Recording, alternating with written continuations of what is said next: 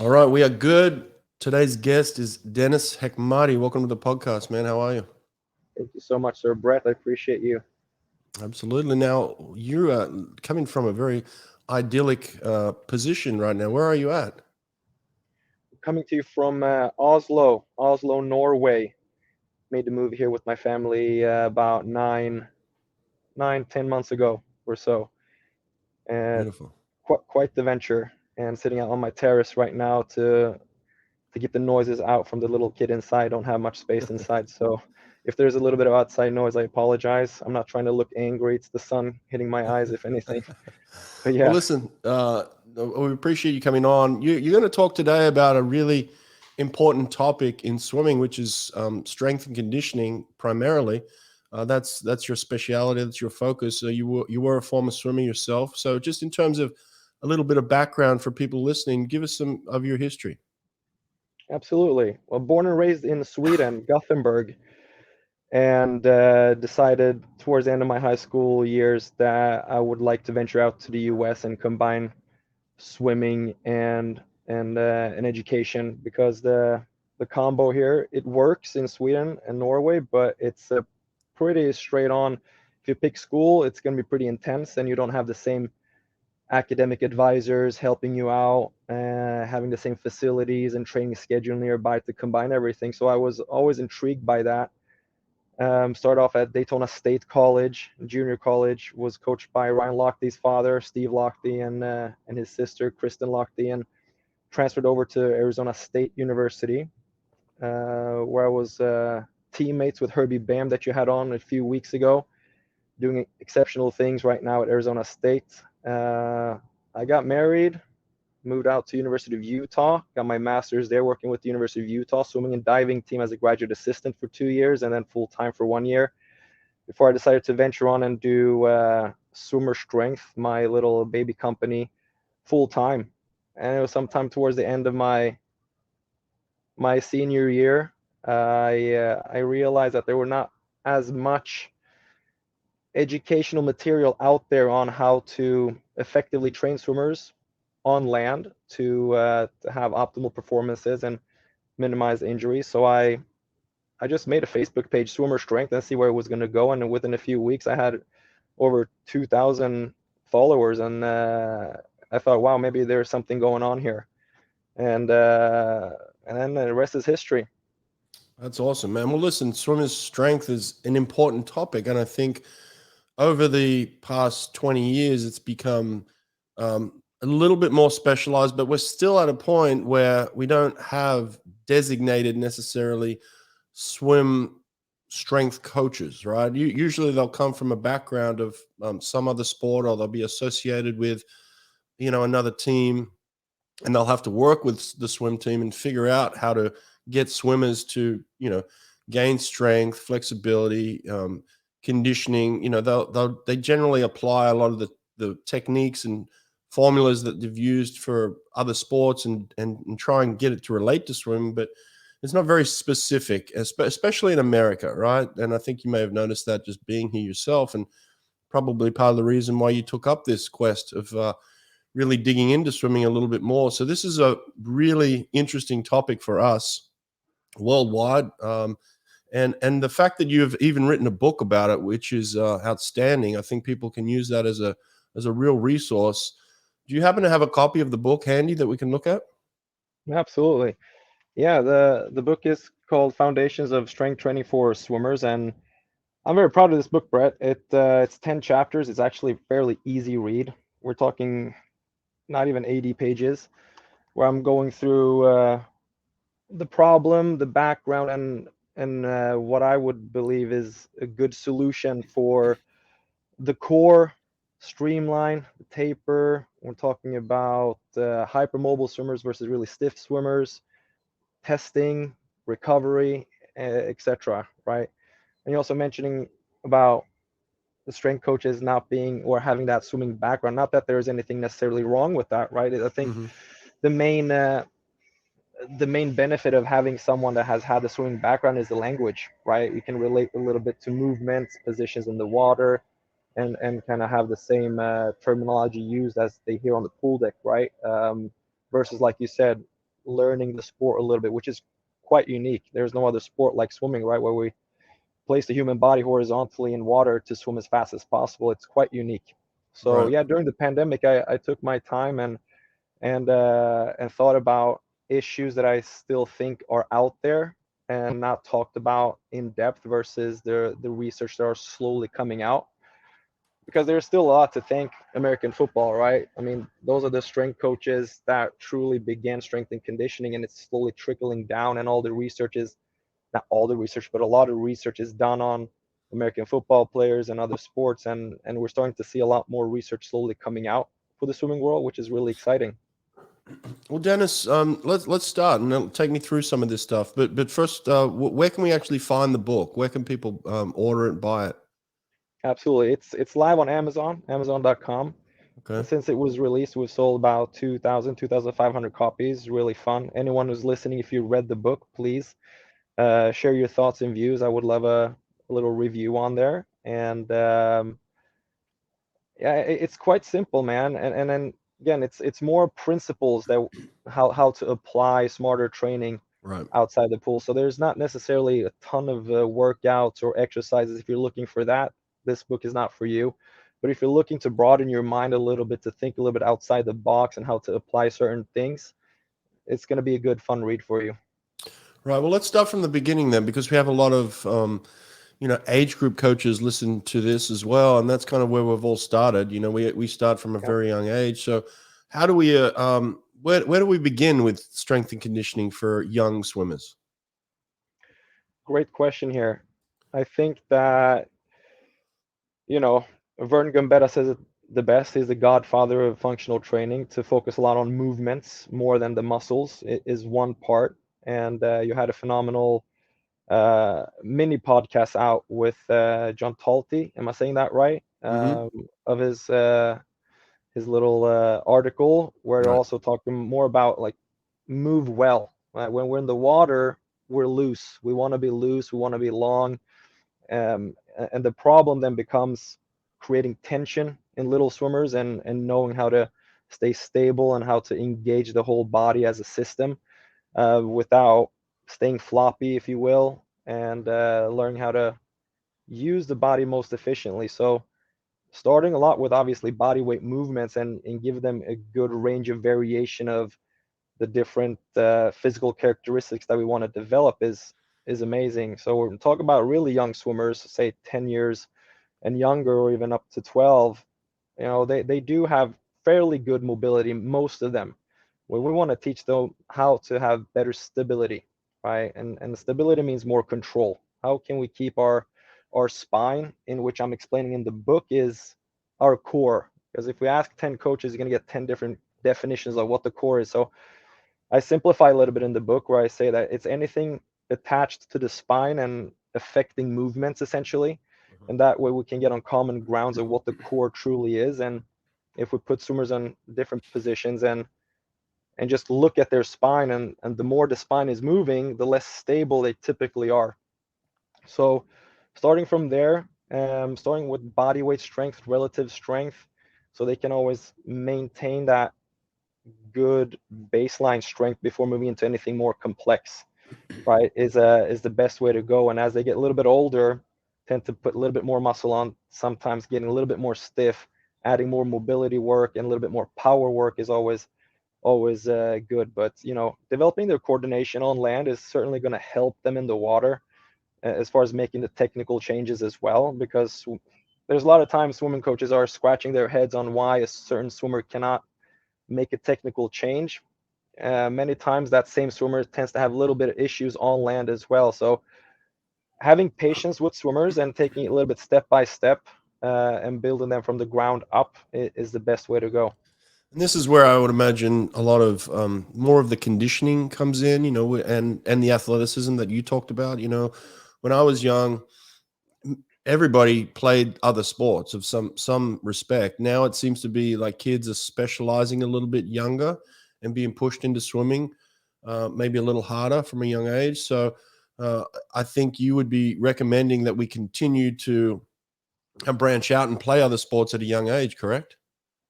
100%. And for those swimmers, right, who don't get that opportunity or haven't had that upbringing, let's face it, that comes from parents typically. I suppose sometimes the individual says, I just want to do this sport as well.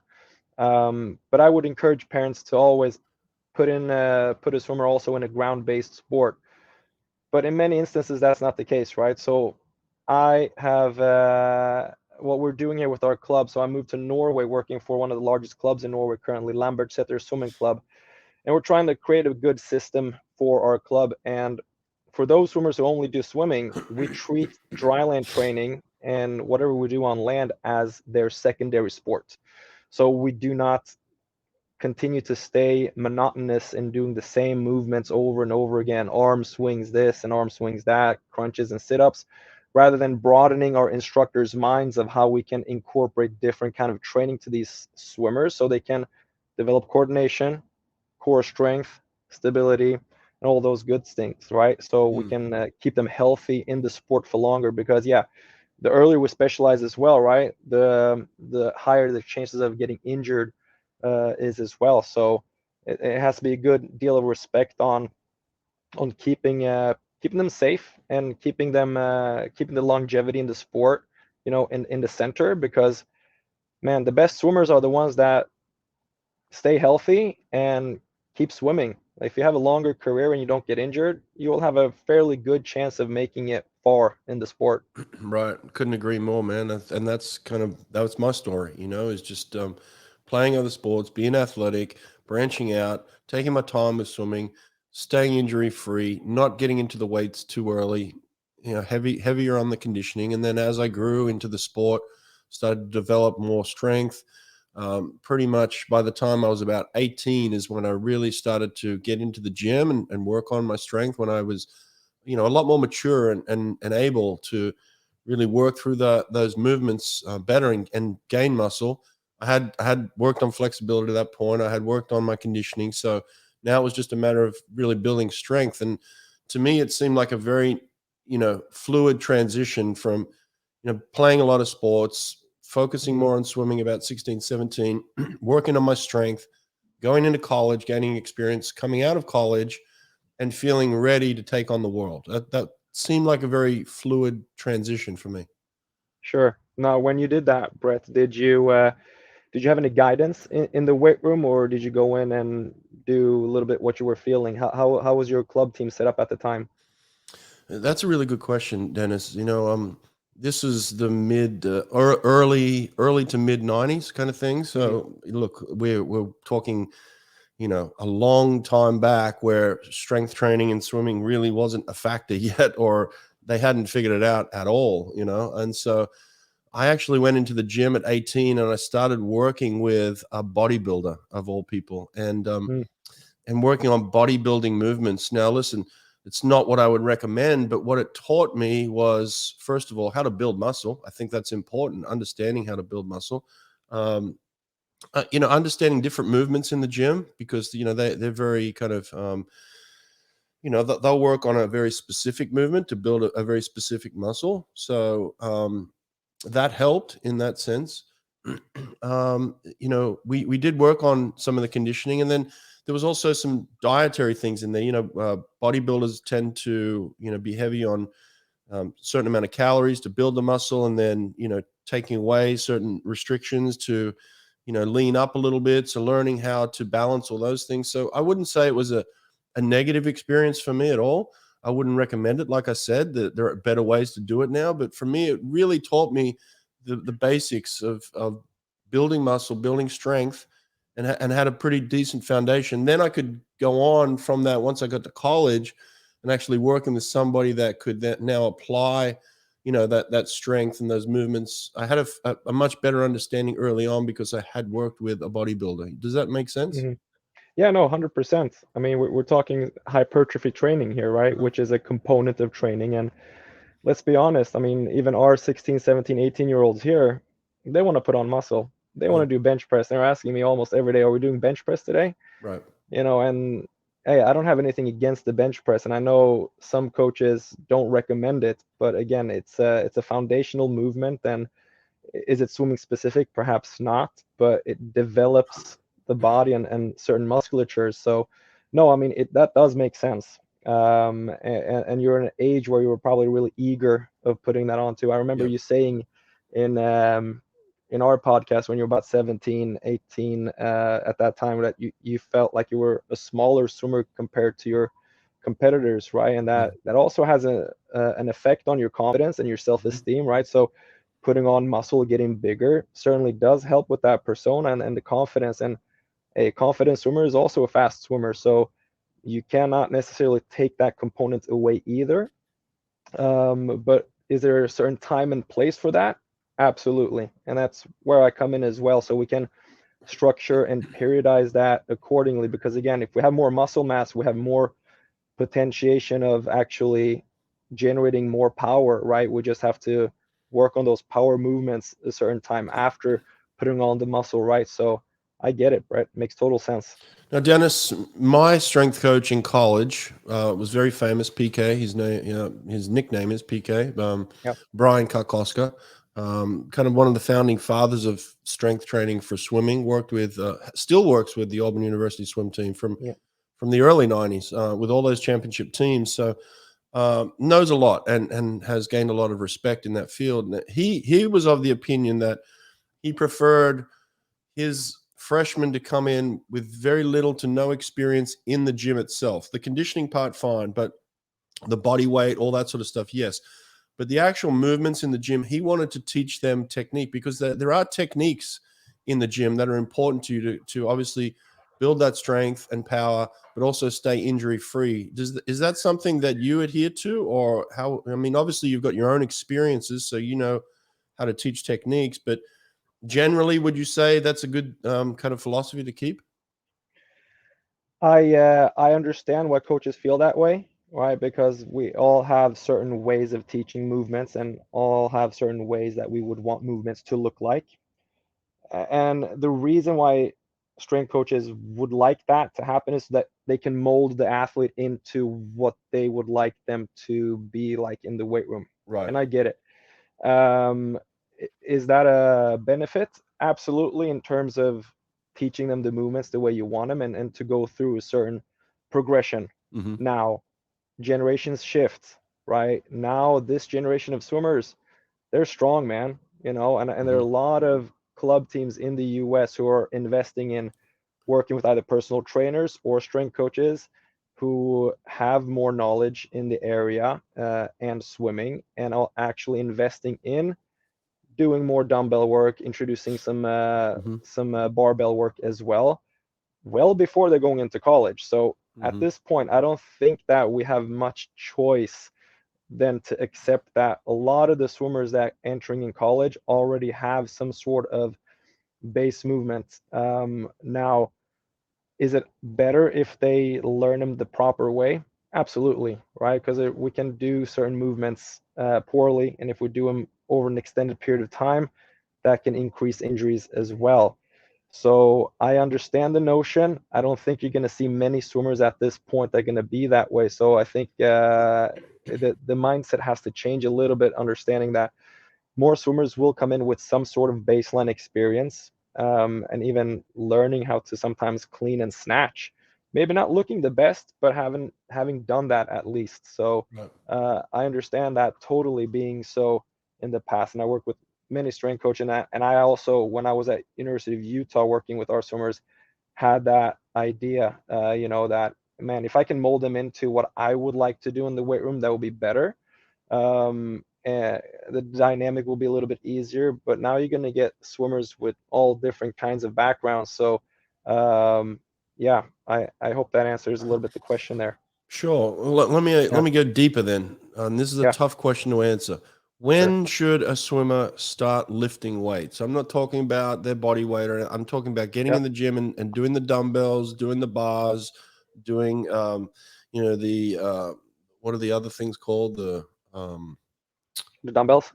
Yeah, the dumbbells, but now they have these other Kettlebells. the kettlebells. That's the one. Thank you. Yeah, So of those course. types of movements, those types of activities, lifting weight. What age does that start, Dennis? I wish I could tell you, man. I mean, listen, there are weightlifting is is an Olympic sport. The clean and jerk and the snatch, they're in the Olympics.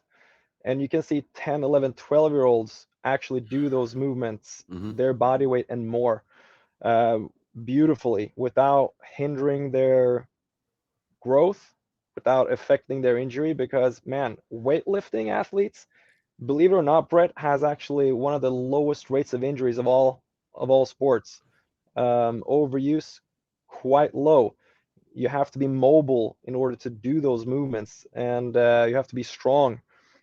So if the group itself, if they are ready, if they've gone through good progressions, man, they can be ready to do that as 13, 14-year-olds.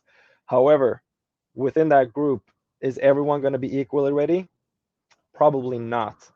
So a good example would be what we're doing here with our club here, because I'm working with all of our swimmers ranging from the 10, I think we might have a 9-year-old in the lowest group, all the way up to our Olympian and World Championship and European Championship swimmers, and finding, you know, how we can develop them properly and then get ready simultaneously. So our junior national group, or the swimmers that go into junior nationals, they range between 16, 17 and up, 18, 19, 20. They're in the weight room. Prior of me coming here, the group below that were also in the weight room, and they are 14, 15, 16, doing just basic stuff, not nearly what I would like for them to do. And now, 9 months in, doing proper dry land, 30 minutes a day, a few days, 45 minutes. Now they're ready to be introduced to the weight room. So we actually had our first weight room session with those youth swimmers last Wednesday. So on Wednesday, we're in about 45, 50 minutes. We split them off half and half. Our weight room is really small, so I'm really limited with the amount of equipment that I have to work with. And if the space is small, it also can increase the risk of injury. But now they're coming to a point where they're mentally getting a little bit more mature. They've been asking me a lot of being in there, but I still needed to see them doing X and Y, certain things to show me that they are ready to do that. So now they're ready. Now we're just starting easy with picking up and holding the barbell. Can we hold it in a front rack position and breathing here just isometrically, just going in and doing a little bit of loaded lunges, continuing to work on the hip hinge pattern, which is an RDL essentially, unloaded with just a stick and a band, if you will. If we put the band in front of us, we hook the stick through, so we get a little bit of resistance where we have to pull the band into our hips and then do the RDL. And it's a basic one-on-one movement to actually get into more weightlifting. So if we have good supervision and the group itself feels ready, they feel mature mentally, then you're good to go. However, if you feel like you're underqualified swimming coach, or a swimming coach who might be underqualified in the strength portion, and especially on teaching swimmers movements, right? Because it's a different kind of language, different cueing, then you should be fine.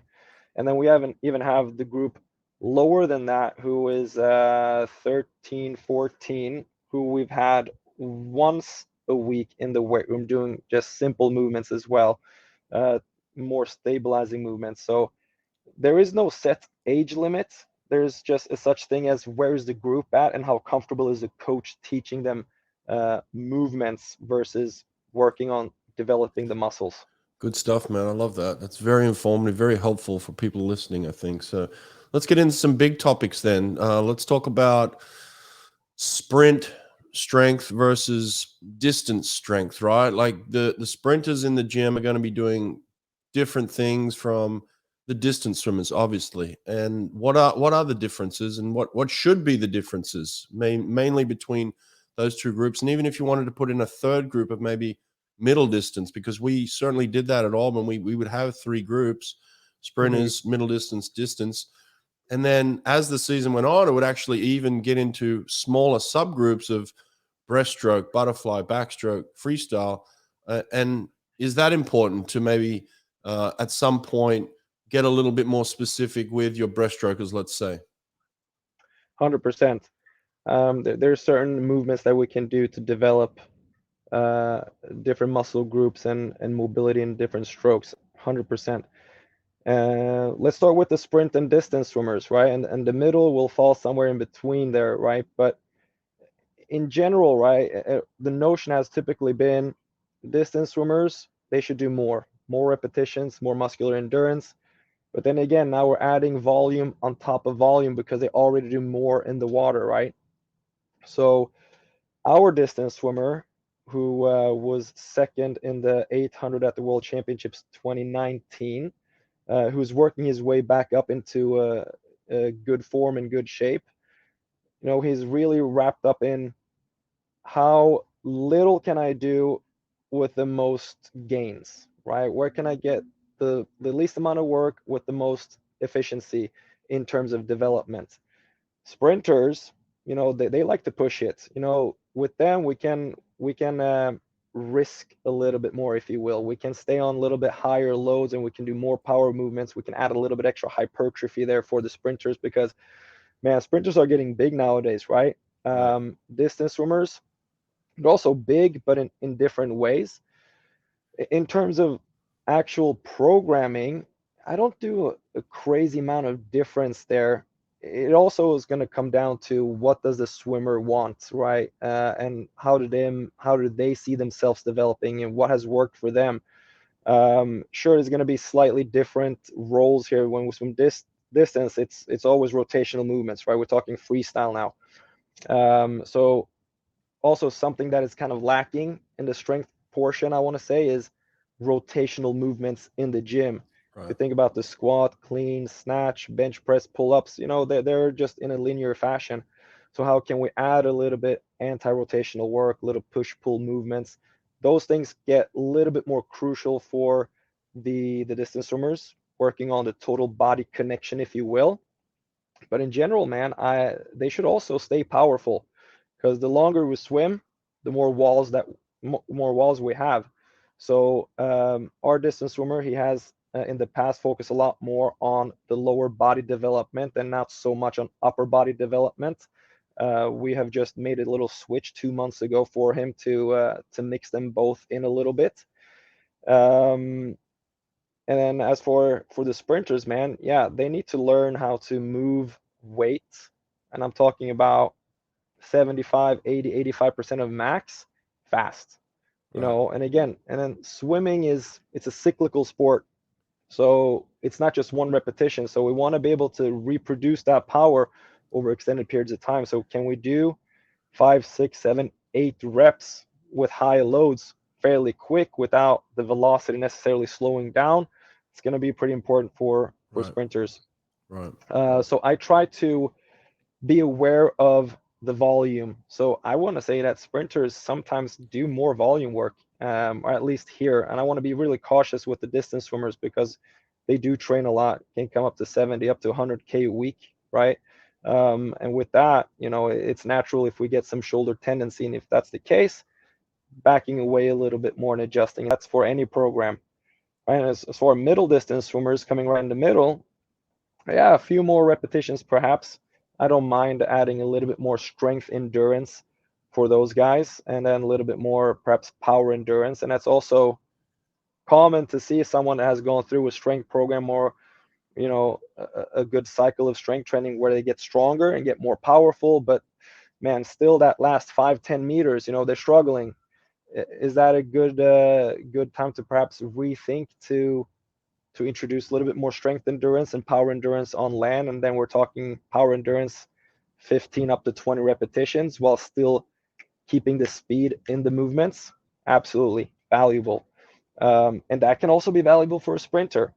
So even though we tend to think a lot about sprint, middle distance, and distance, they do have a lot of similarities, right? And then it's a lot about listening to the individual and hearing their needs and what has worked in the past, especially if you're working with an athlete who's a little bit more renowned. So we have a few renowned, and then I have a big group that I'm molding into what I want them to do. So at this point, I'm doing a lot of general work where I know is still beneficial for swimmers. So we don't individualize things unless we're at the very top of the chain.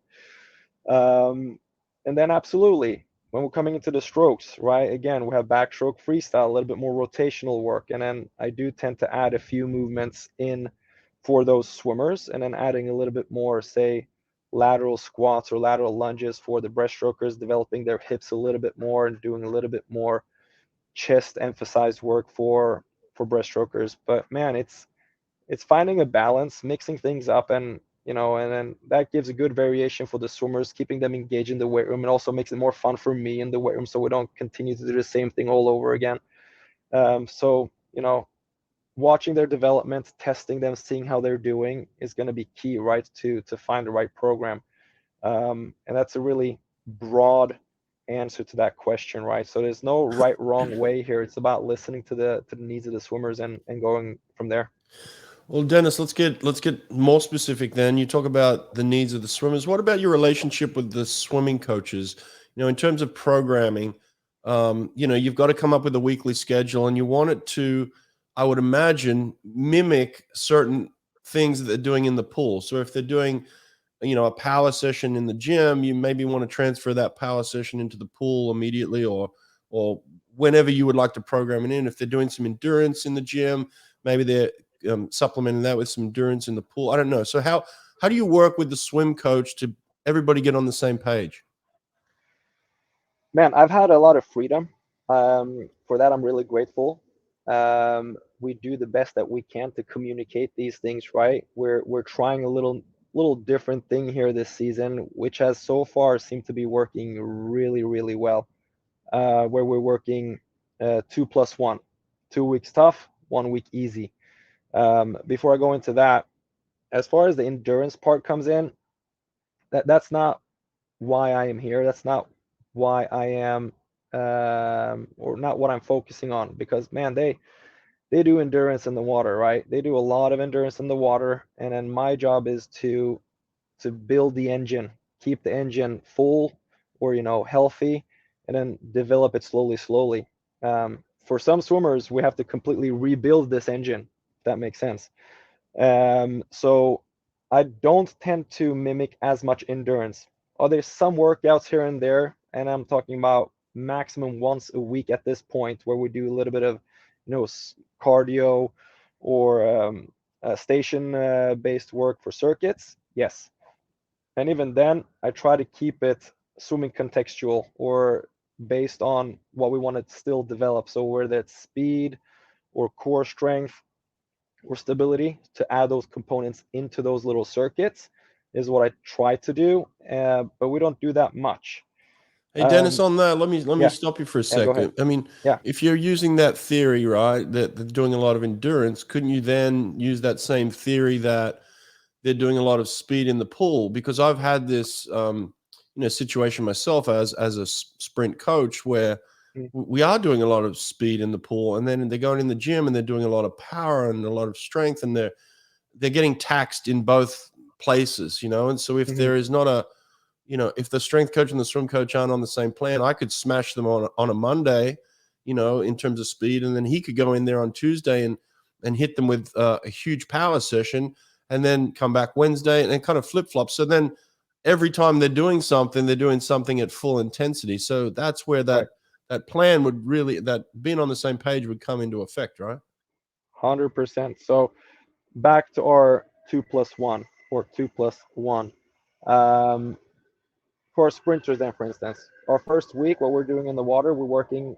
I mean, this is completely new, and we've been doing this for a few weeks now, a little bit over a month and a half, where we're working the first week, the front end speed, developing the front end speed for you guys. The second week, it's going to be more back end speed. So that's going to be a little bit more, tougher volume for those sprinters. And then the third week, we're going to go easy. We're going to recover you. We're going to make sure that you're coming back for the following week fresh and ready to go, right? That second week, where it's a little bit tougher, and it's similar for our middle distance and distance swimmers, they're just adding volume for that second week. We're backing them off in the weight room.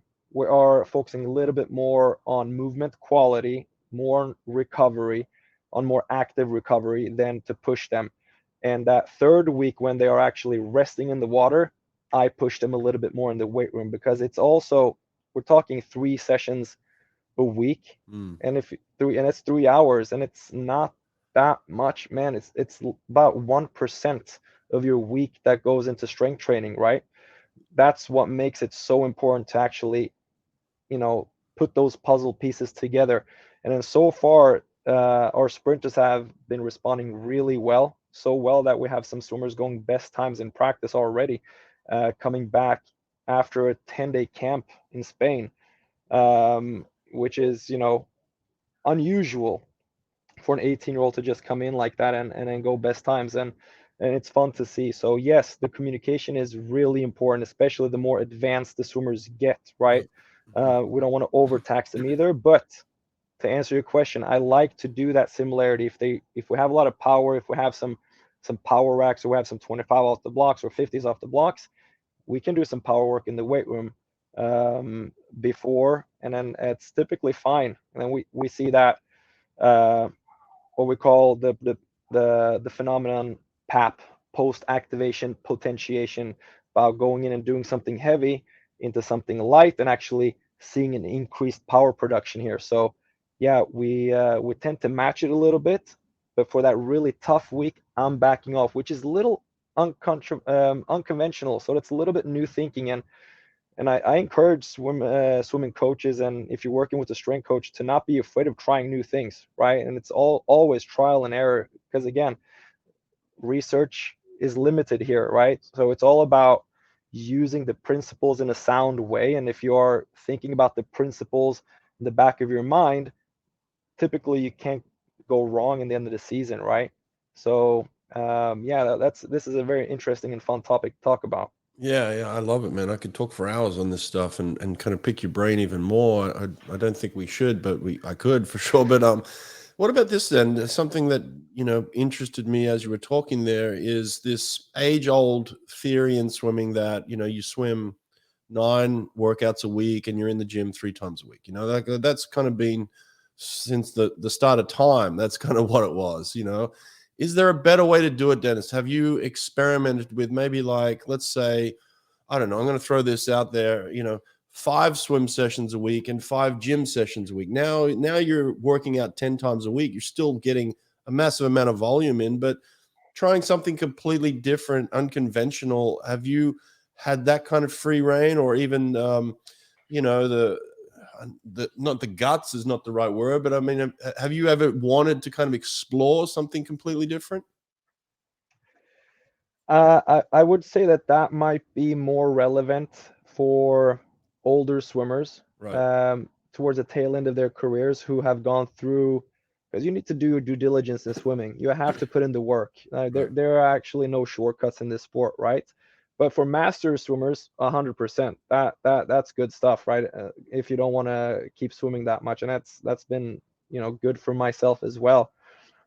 For you know decreasing that amount to just swim 5 times, say for a swimmer late teenage year, pre-college, or even in college, now that's a gamble. Now we don't know how they would respond to that. I don't think I know any coach who would be willing to do that, because work is a big pillar stone for many swimming coaches, right? Right.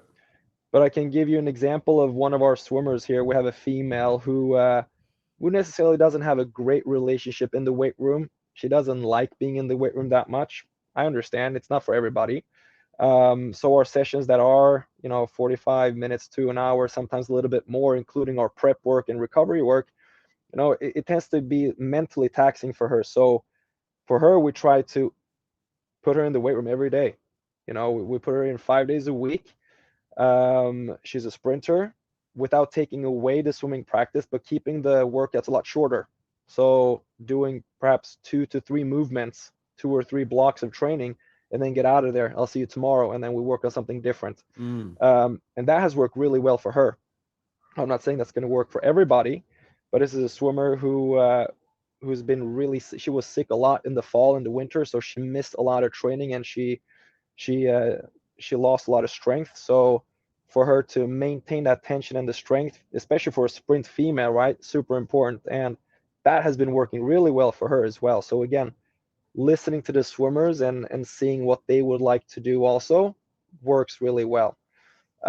If you would to do 5 strength trainings a week, you would have to be really smart on the micro, on the weekly, what are we doing day 1 to day 5, because I would imagine that we would want to work on different physical properties here when we're talking about, say, muscle contractions, eccentric loading, isometric loading, concentric loading, and you can actually mix that in within the whole week and perhaps work on a little bit more stability or mobility other days.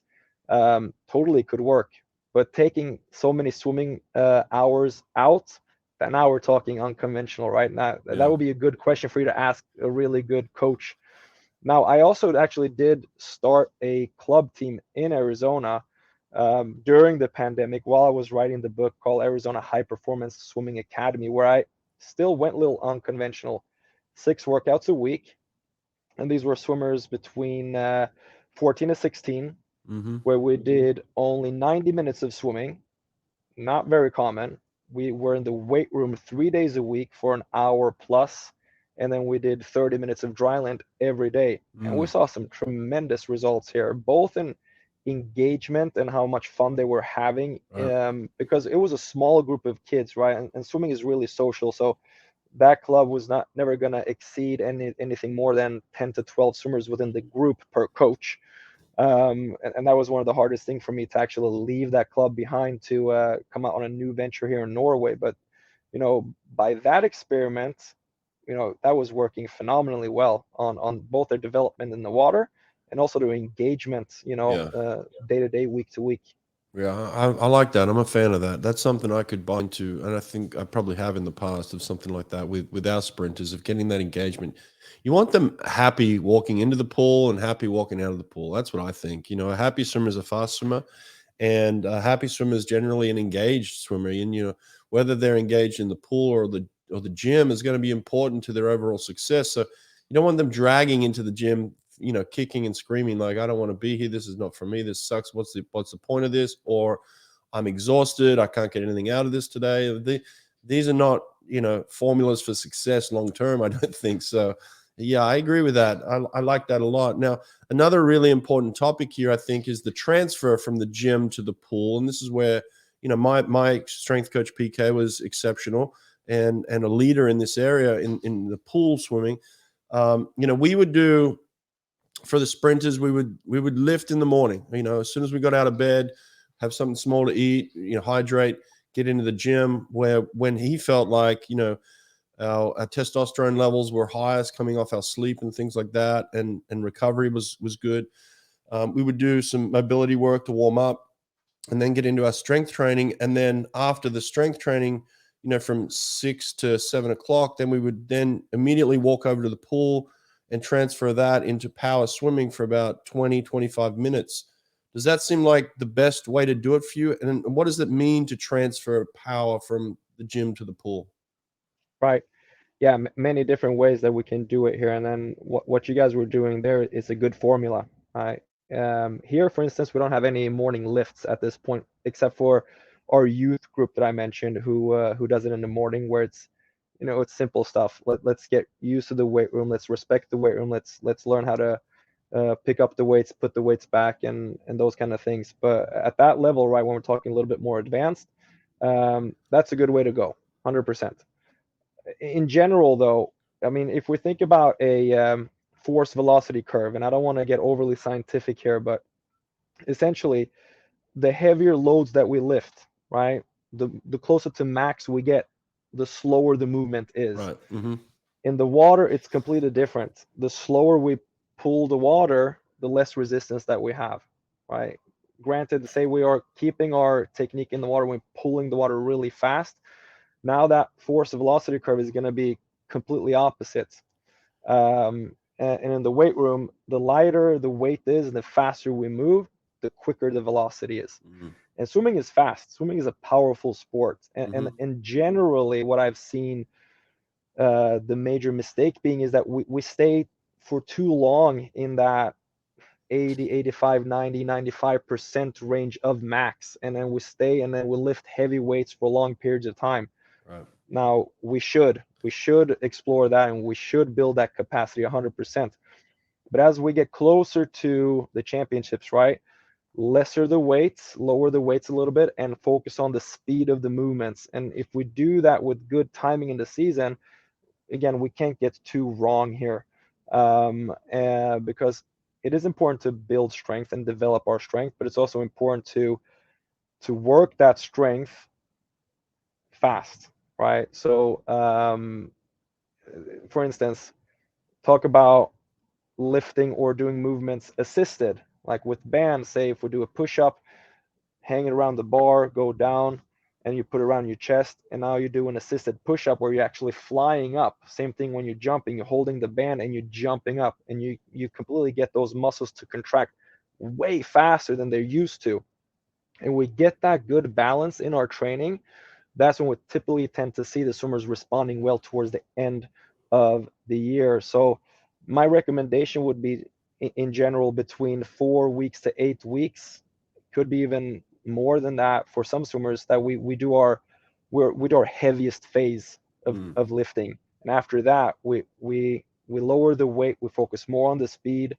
But you can also do a little good contrast depending on when you actually like do your max lift last.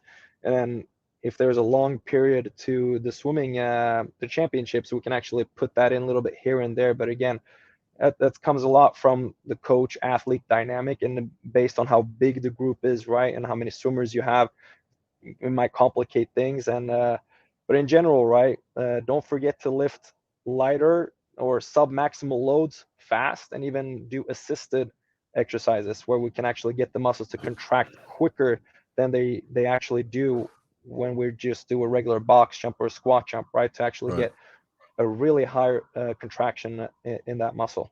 I like Yeah. it. I love it, man. Good information. Another really interesting question for me and probably everybody else listening is, you build strength and power to a certain point where you feel like you're at your maximum for that season. You've gained as much strength as you can get. You feel very powerful. When do you get out of the gym? When does that point? When do you need to pull out? And how long can you hold it so that by the time that first race goes off, you're still at maximum strength and power instead of it fading away? So you know what I'm saying? Is like, when is that time to get out of the gym and just focus on, completely resting till race day? Now, this is an area where I think that research is gonna boom a little bit here this next decade, right? If I feel like if the decade prior to this one, I think we got a really good understanding that, okay, strength training for swimmers, it's important. This next decade is gonna be a lot more, okay, what's most optimal? How can we make this more efficient? Right. There are some universities, some colleges that actually bring their uh, their um, their barbells, dumbbells, and plates to the championships, Right. and do a little bit of movements before they jump in the water to actually warm up. And again, I mentioned it quickly, post activation potentiation, PAP, just to go in and do, say, 3 sets of 3 squats, or not even 2 sets of 3 squats with sub maximal load, but do it quick. Do 3 pull-ups twice with sub maximal load, do it quick. Do 2 to 3 hand cleans, do it quick. And now we're warmed up and we're ready. If we've done our prep work before that, we've done a little bit of strength work, and now we're ready to actually warm up and then race when we're tapered. If you're programming that in, you don't have to back off weights, because traditionally, right, about like 30 days, a month before, we just drop strength training. Right. Now I think it's we're evolving here, as a swimming community, where we're actually, as far as the week before, we can be in the weight room and just do some jumps, throw some medicine balls to maintain the tension, right? Exactly what you mentioned, to not lose the speed, so we can get into a little maintenance phase, because at that point we don't necessarily want to develop more, but we don't want to lose it either. So I am curious to see, how research is going to go on, lifting while in the Olympics, while at World Championships. Can we do something in the weight room either the day before or right before we jump in the water, without the swimmers necessarily being afraid of it, or the swimming coaches being afraid of it, and then seeing the benefits of the brain making the connections to the muscle to fire those signals quicker. And that's essentially what post-activation potentiation is. And there's many different ways that we can do it. So, man, this is an unexplored area. Yeah, and listen, I think there are people now exploring it because Olympic champion Pernille Blume has now kind of set a standard for not actually even getting into the pool before her race. She will actually do these pre warm up activation type activities where she'll have her sweats on. She'll be doing some land work. She'll be on a stationary bike. She'll be doing some skipping. She'll be doing some medicine balls. All types of activation work. She'll get up a nice sweat. She'll go and put her swimsuit on and she'll go and race. She doesn't actually get into the pool to warm up. And this is obviously something very experimental, but she's having great success with it. Do you think we'll see more and more of this? Yeah, 100%. I think that's a little bit of a gamble, right? I mean, again, the swimming specific movement, swimming specificity is still important, and having the feeling for the water is still going to be important. But hey, man, that's also muscle memory. She's been doing it for how many years now, right? So she kind of knows it. And I've always felt like sometimes that we might warm up in the water for too long. But then on the flip side, you might have athletes, at least on the younger ages, who may not warm up enough. And sometimes after, a session or a workout, after 8,000 meters of swimming and going in and doing a 25-meter max, and they're going the best time, right? And then it's not physiologically, like, you're not supposed to do that, but perhaps you are not as warmed up as you potentially could be. And getting on the bike and doing those activation type drills, and if you know your body, you get your body temperature up enough, and you kind of back that off in good time. And we're talking about timing here too. Like, here's the race. When do we stop that? And when do we just kind of breathe and relax? It's unexplored, but hey, she's an Olympic champion, right? And if it works, it works. Yeah. Well, listen, we're coming up on the hour mark. There's so much to talk about here. We could go so in depth. I think we should actually probably do a part 2 based on, let's put this podcast out and let's get people giving us feedback of, all right, what else do you want us to talk about? Where else could we go specifically? I think a part 2 of this would be absolutely necessary, but I don't want to extend it now. I want people to listen to this. I want them to have questions based on what we're talking about right now. I want them to come back with feedback for us, and we'll do a part 2, whether it be a couple of weeks or whatever, we can put it up again and we'll answer specific questions to people. I think that would be a really good way to do this, Dennis. Show us the book one more time. I'm going to go full screen here. Okay. Foundations of Strength Training for Swimmers, Complete Guide to Develop Swimming Power and Manage Injuries. Really good stuff. Not a lot of stuff like this on the market for swimmers and coaches. Educational. You can find it on Amazon. We're going to put up the link. Nate will put up the link. This is his specialty. He'll jump in and put some links up for the book as well. So listen, Dennis, I appreciate this. I think there's so much more we could talk about, like you said, and I appreciate your time this morning, man. I appreciate you, man. You're doing great things for the swimming community, and that's wise. Like you said, we can talk about this for hours, but we don't want to lose people either. Right. So I appreciate you, man, and I know that we might run into each other at the ASCA conference in September, regardless. So that'll be a lot of fun. For sure, absolutely. Well, I hope a bunch of people buy the book, and I hope you guys come back with a lot of questions for us so we can do this again. All right, Dennis, take care, man. I appreciate you taking time on Sunday. Thanks. Thank you so much, man. Take care. Bye.